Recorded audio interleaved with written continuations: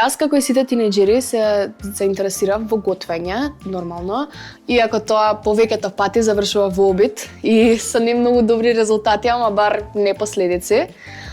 Многу се интересирам во готвењето и во содржините на социјални мрежи, како и фуд блогерите. Јас тебе почнав да те следам пред околу 2 години поради твоите едноставни и многу убави рецепти. Многу ме интересира како и кога почна приказната со Cooking with Branko. Веќе 6 години има блогот за храна Cooking with Branko. Оваа приказна започна благодарение на мојата пасија кон храната и љубовта која што ја имам, која што ја наследив од моите родители. Морам да признам дека мајка ми е голем кривец, што уште на 3 години, значи кога ќе се навратам, уште на 3 години ме тераше, уствари беше приоритетот во мојата работа, јас да изберам дека ќе креирам таков блог за храна и ќе ги инкорпорирам сите мои работи што ги поседувам, односно сите оние способности кои што ги имам кога е во прашање готвењето. Така да Cooking with Branko настана пред 6 години и е блог за храна кој што е сконцентриран на пласирање, на креирање на контент поврзан со храната, но пред се благодарение на многу големата љубов која што имам кон храната. Твојата вистинска професија не е воопшто поврзана со готвење. Ти си маркетинг менаџер. Дали можеш да ги поврзаш твојата работа и твоето хоби? Пред 6 години буквално земав еден лист хартија, каде што си го нацртав своето лого, ги наведов сите оние работи кои што треба да ги содржи логото, си го осмислив сам и името и слоганот, благодарение на една академија каде што јас завршив курс за дигитален маркетинг. И на тој начин го правам тој баланс помеѓу готвењето и од една страна и маркетингот. Кога е во прашање, мислам, и самата струка која што ја имам, но 8 часа, да кажам од понеделник до петок, 8 часа сум сконцентриран на својата работа како маркетинг менаџер, па сите оние работи кои што дополнително останува време во текот на денот, ги концентрирам на креирање на контент поврзан со мојот блог за храна Cooking with Branko, но сепак морам да признам дека маркетингот и текако голема улога игра во креирањето на блогот и растењето на мојот блог. Така да маркетингот и умешноста ме научија доста многу кога е во прашање градењето на својот блог за храна. Како и кога откри дека готвењето те влече? Морам да признам дека пред 7 години баш гледав една кулинарска емисија и комуницирав со мајка ми на телефон. И има некои работи поврзани со рецепти, нешто што ќе јадеш денес. Тоа е клучно кога си студент, нормално да ти телефонира мајка и да те праша што е тоа што ќе јадеш или дали нешто си приготвил. И во моментот додека комуницираме со мајка ми телефонски, на телевизија водеше една емисија за готвење. И јас си викам на мајка ми, искрен да бидам, и викам, морам нешто да почнам свое, кое што ќе ми даде дополнително задоволство за самиот себе си. Никако не ми беше доволно тоа што бе фокусиран и тоа што работев, туку ми требаше нешто плюс. Знаеш, тоа сите млади и денеска сакаат подинамичен начин на живот, сакаат да земат повеќе работи, да ги работат, да истражат во тоа време. И мајка ми вика, па зошто вика не почнеш нешто? Еве ти вика знаеш да готвиш. Ти вика веќе ги имаш основните работи, како се прави, како се меси леп, како се прават манџини, или ги споменавме сите тие работи. И некако ми даде еден тригер, малце да размислам на таа тема и веќе, да кажам, пред 6-7 години инфлуенцерството или блогерството беше започна полека да биде актуелно и во Македонија. Јас решив да својот личен профил што пред тогаш го имав, како Поповски Бранко, веќе сега како Cooking with Branko, да го претворам во бизнис профил. И тоа беше мал тригер, хинт, да кажам, од мајка ми, која што ете така повторно би рекол дека е кривец за јас да започнам некаде, бидејќи уште од мали ноца, мислам и татко ми имаше голема улога, не учат родителите како е тоа да се снајдеме во животот. Затоа што ние кога ќе израснеме, да речам, од 18-19 години, веќе ти навлегуваш во светот на полнолетството. И веќе тогаш започнува и процесот кога одиш на факултет, кога треба сам да се снајдеш во животот, да истражиш некои други работи, обкружувањето. Така да начинот како да се снајдеме и што е тоа што треба да направиме за да се задоволиме својата потреба беше нешто основно да јас започнам со креирање на блогот Cooking with Branko и нормално пред се да ги преточам сите оние вештини кои што јас ги имам поврзани со маркетинг и комуникација во рамки на самиот блог за храна. По потекло си од Вевчани. Како заврши во Скопје и дали ти фали родното место? Да, Вевчани е, морам да признам, моја огромна љубов. Место кое што му се навраќам буквално и во сон, би рекол. Секогаш знам викендите да ги поминам во Вевчани. Вевчани е место кое што буквално ти буди инспирација за се. Од таму започна и мојот трасирање на мојот пат поврзан кон да станам веќе успешен, би рекол, маркетинг менаџер. Нормално би рекол, Вевчани е мало место, се успева, би рекол, и во тоа малецко место, но сепак за да научиме, за да го продолжиме својот пат на едукација и слично, јас морав да дојдам во Скопје и јас си го сакам Скопје многу како град, затоа што би рекол, јас си го користам еден збор, многу ме исчеличи.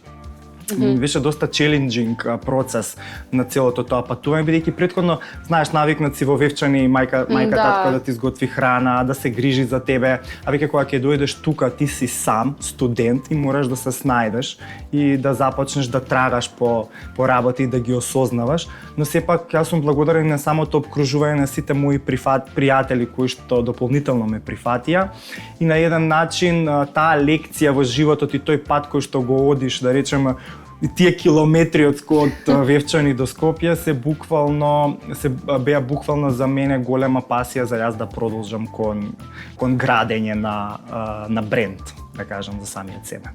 Малце да се тренам на страна од тебе, од твојата приказна. Кажи ми, кое ти е омилено јадење? Секогаш кога ќе ме прашаат, сите очекуваат да кажам некој одговор поврзан со некоја традиционална храна. Јас многу сакам месени работи. И доста често знам и за викенди и без разлика дали ќе заминам за Вевчани или ќе останам во Скопје, нешто да замесам, дали тоа пита, дали пита со прас, пита со сирење, но сепак најомилено јадење ми е пастата. Така да пастата ја лајкувам така најмногу. Мислам дека едукацијата е една од најбитните инвестиции што можеме да ги направиме во животот и исто така дека животот е еден долг процес на учење. Дали имаш некој совет кој би го дал на младите со сите овие твои животни искуства? Да. Јас секогаш викам на тоа што го чувствуваш, тоа што го сакаш и тоа што длабоко го имаш во себе, тоа да го слушаш, посебно кога е во прашање искуството што сакаш да го стекнеш и едукацијата што сакаш да ја имаш во иднина. Никогаш младите не треба никогаш да престанат со едукација и со учење, без разлика на завршување на одреден степен од нивното образование.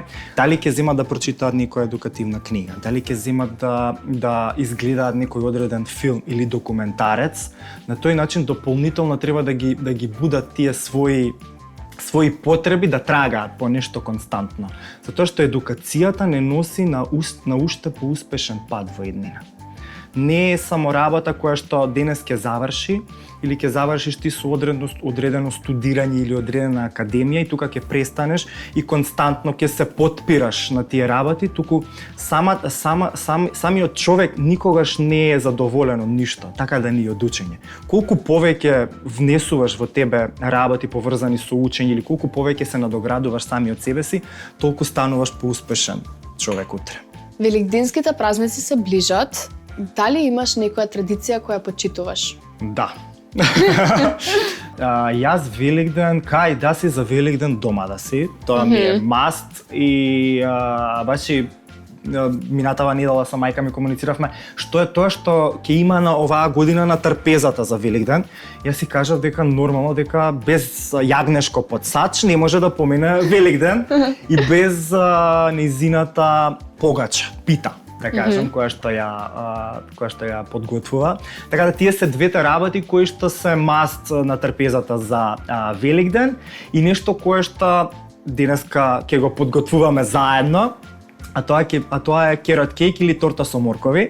Јас сум задолжен да ја подготвувам таа торта секогаш за Великден и тоа е рецептот кој што јас многу го обожавам и често знам и без разлика дали е Великден или некој друг ден или некој друг празник, често ја подготвувам таа торта, омилена ми е, морам да признам, бидејќи лесно се подготвува и ја сакаат буквално, сите се надам дека и ти си ја пробала. Така да тоа се тие три работи кои што мора да ги има за Великден.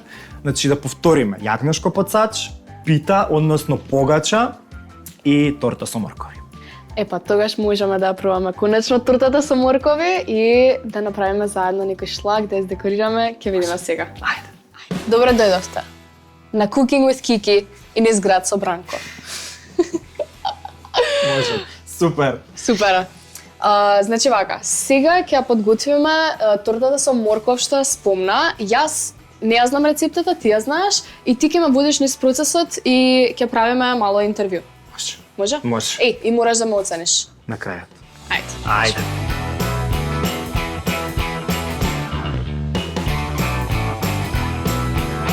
Дека не се Значи матиме се направи. додека не добиеме густа смеса. Добра.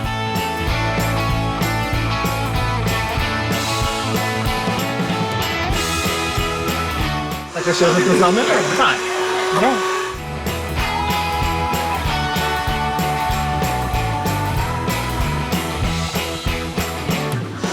Се осекам како на реклама. Браво! Браво за ова, чиста десетка морам да признам.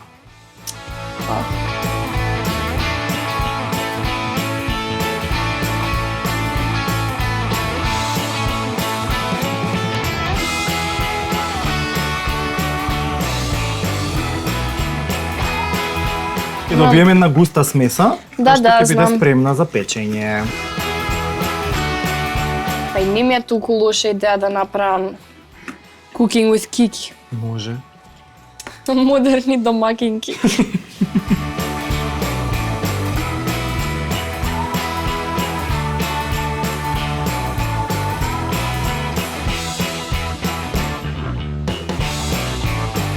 Ки во ова е добро да се додаде и цимет.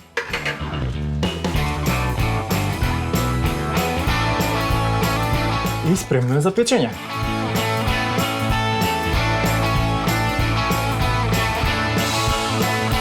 Значи сега се пече тортата и треба да го направиме филот. Така.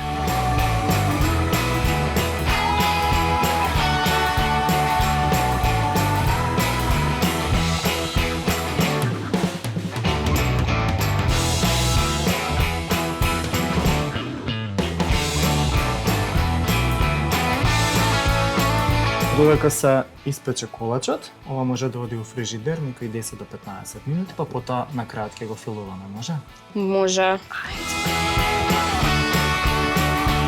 Никогаш си имал неуспешен рецепт? Да, морам да признам и тоа беше торта. Како? Ама на мој, па би рекол 10 или 11 години. Тоа мислам дека не се важи веќе.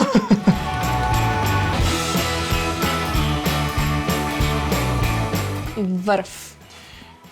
Фантастично. Фантастично.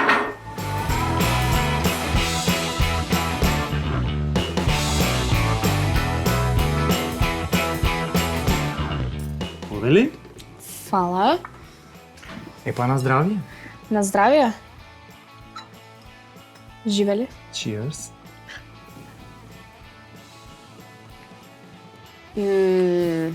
Фантастично. Не ми се верува дека го имам Много направено. вкусно, стварно. Браво, Кики. Фала многу. Оценка? Да размислам. Чиста 10. Дечки успеав и како кувар.